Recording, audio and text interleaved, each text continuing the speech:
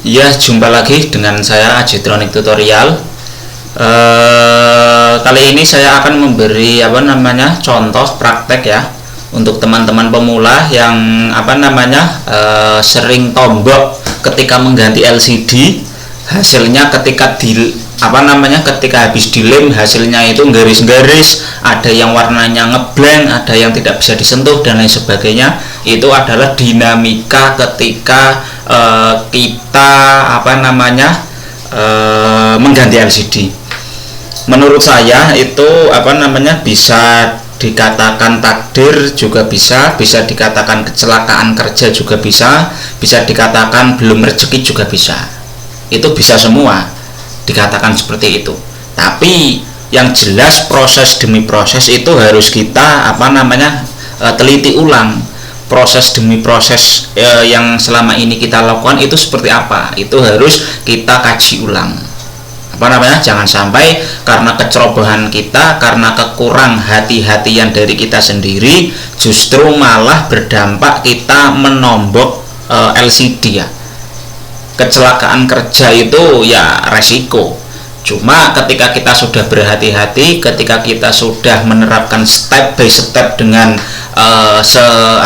semaksimal mungkin, serapih mungkin, ya insya Allah kecelakaan kerja kita juga akan minimal, gitu loh teman-teman. Jadi langkah-langkahnya itu kita pastikan LCD yang kita beli itu segelnya di tahun ini ya. Contoh ini tahun 2022, kita membeli LCD yang segelnya pun 2022, gitu loh. Jangan sampai teman-teman membeli LCD kok segelnya tahun 2019 lah, itu ya, ataupun touchscreen ataupun apa, itu kok segelnya sudah tahun yang berbeda. Itu ya wajar kalau LCD-nya error karena sudah lama, LCD keluaran lama. Ini punya saya yang tadinya dipasang oleh si user. Ini juga LCD gantian ini ya. Sudah saya coba belah, tapi si user minta ganti sepaket, ya sudah saya ganti saja sepaket, satu set ya. Nah, oke, kita coba. Nah, di sini teman-teman, ketika kita mencoba LCD itu jangan hanya dicoba dari luar, jangan hanya kita tempel di frame lalu kita tempel saja. Kita harus posisikan seperti kita mau memasang, gitu loh. Soalnya kenapa? Banyak LCD yang saya alami ketika dipasang ataupun dites dengan cara hanya ditempel pada frame ya, tidak dipersisikan seperti ini, itu normal, gitu loh. Tapi ketika sudah dipersisikan, ketika sudah dilem, nah setelah itu hasilnya berbeda dengan pas kita ngecek tadi. Nah, itu karena apa? Karena mungkin pas kita ngecek itu posisi soket tidak terbengkok-bengkok, posisi soket lurus karena hanya ditempelkan. Tapi ketika sudah dipasang, apalagi bagian touchscreen, itu kan masuk lubang. Setelah masuk lubang kita tekuk lagi, baru kita konekkan ke soketnya, ke konektornya. Nah, otomatis itu soket kan bengkak-bengkok, melengkung-melengkung. Nah, ketika LCD-nya sudah sedikit bermasalah, ya tambah ruwet, gitu loh. Makanya teman-teman, ini menurut versi saya loh ya. Menurut versi saya, ketika kita mengecek LCD baru, itu harus dengan posisi yang seperti kita mau memasang. Harus posisi seperti ini. Kita tempelkan, kita lalu pasang baterai tanamnya dengan benar, soketnya juga kita pasang dengan benar. Cuma belum kita lem. Nah, itu yang dipahami. Cuma posisinya belum kita lem. Nah, kalau posisi sudah seperti ini, harus benar-benar seperti ini, gitu loh.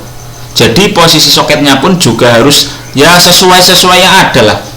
Jangan hanya main tempel saja, jangan hanya main dari atas saja, itu jangan.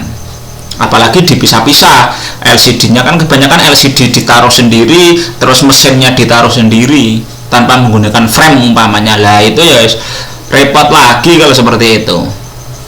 Berbahaya. Demi mengantisipasi, demi mengurangi resiko kerja kita, alangkah baiknya menurut versi saya ini loh ya, kita pasang sedemikian. Nah, setelah kita pasang seperti ini kok masih dirasa kurang pas, kita ulangi lagi, kita copot lagi mesinnya. Jangan males, jangan model paksa, ini cuma ngetes kok, nanti ini belum dipasang. Jangan seperti itu. Berawal dari ngetes. Nah, itu awal muawal. Ketika kita ngetesnya saja tidak maksimal, ya wajar kalau dipasang hasilnya pun tidak maksimal.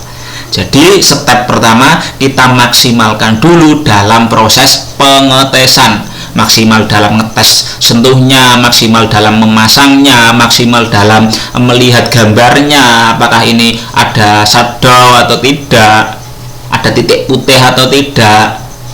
Itu harus kita maksimalkan. Itu loh teman-teman. Nah, setelah seperti ini baru ngecek loh ya. Nah, kita ini baru ngecek. Belum kita pasang, belum kita lem. Ini baru ngecek. Harus detail memang, harus harus semaksimal mungkin teman-teman. Yang terpenting segel jangan sampai robek. Posisi kita ngecek, segel jangan sampai robek. Nah, kalau segel sudah robek, ya nggak boleh diretur, nggak boleh kita minta ganti, karena LCD posisi segelnya sudah robek. Nah, ini coba saya tes dulu ya LCD-nya ya. Nah, coba saya tes dulu LCD-nya ini. Nah, sabar, ketika sudah nyala kita sabar dulu. Nah, karena kapasitas HP itu RAM-nya berbeda-beda.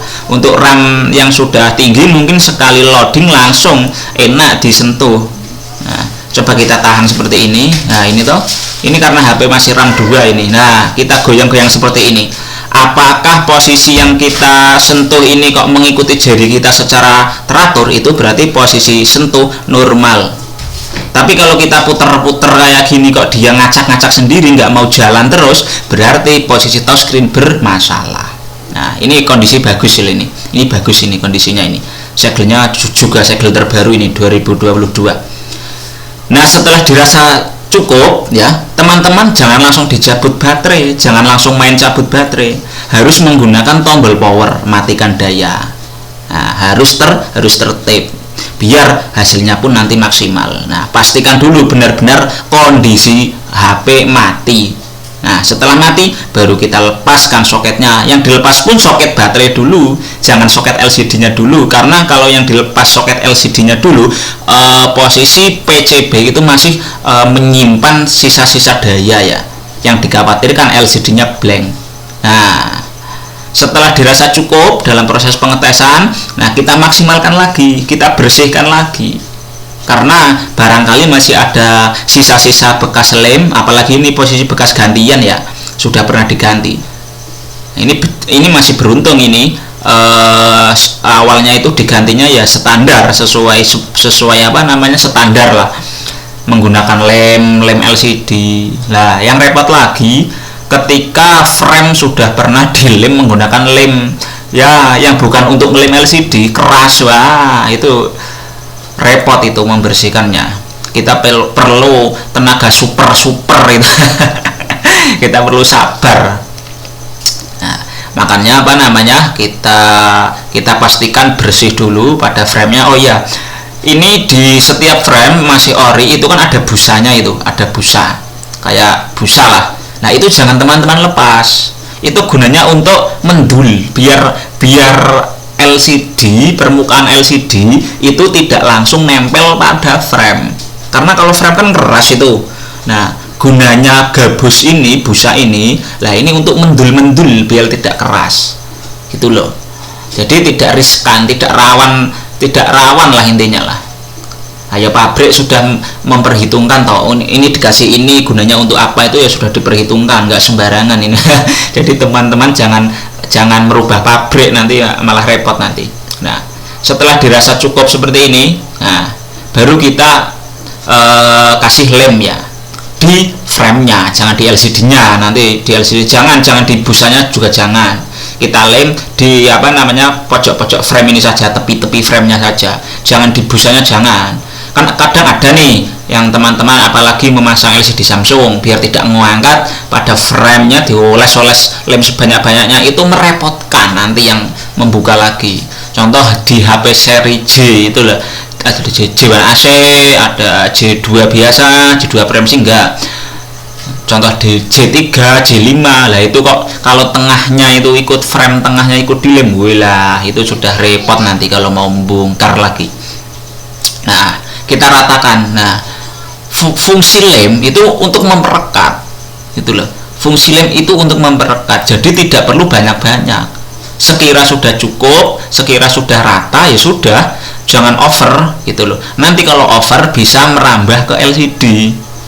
Kalau teman-teman over ngasih lemnya itu bisa masuk ke permukaan LCD, bisa masuk Polaris nanti, bisa masuk yang putih-putih belakang LCD itu loh, belakang gitu. Nanti jadinya LCD-nya ada item-itemnya, itu repot nanti. Nah, setelah dirasa cukup lemnya, kita masukkan pelan-pelan ya. Harus berhati-hati, benar-benar berhati-hati. Nah, harus berhati-hati.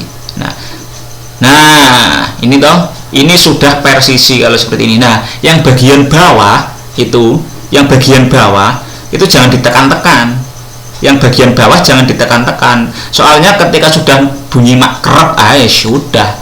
Itu pasti LCD menggaris itu jadinya itu. Nah, jangan ditekan kencang-kencang. Nah, jangan ditekan kencang-kencang. Yang penting persisikan saja. Ketika sudah persisi, sudah rata, udah tinggal karetin aja. Jadi nggak usah ditekan-tekan, lah. Kalau ditekan-tekan ya LCD-nya hancur, no. Nggak usah ditekan-tekan. Yang penting kita usahakan sepersisi mungkin, serata mungkin. Nah, jangan lem pun jangan sampai belepotan lem ya. Usahakan lem jangan gelepotan, diusahakan. Itu adalah salah satu kenapa kok lem ketika kita ngelem tidak boleh over. Nah, proses ngaretinya pun seperti ini, kita harus teratur juga. Jangan kita tekan LCD-nya, tapi kita tarik karetnya, gitu loh. Jangan kita tekan LCD-nya, cukup kita tarik saja karetnya. LCD-nya nggak usah ditekan-tekan. Nah, yang bawah, ingat, yang bawah bagian sini jangan kenceng-kenceng, karena di sini letak letak IC-nya, letak soketnya itu di bawah sini. Nah, setelah seperti ini, kalau dua sudah cukup ya udah, gitu loh. Tapi kalau tengah kok masih khawatir nanti tengahnya ngangkat, ya kita kasih saja, tapi nggak usah kenceng-kenceng. Yang LCD-nya yang terpenting jangan ditekan, kita cukup narik-narik karetnya saja. Oke ya. Ketika dirasa sudah persis seperti ini, nah ini nggak ada tempat mic depannya, speaker depannya itu memang sudah nggak ada ya, karena sudah remuk dari awal ini.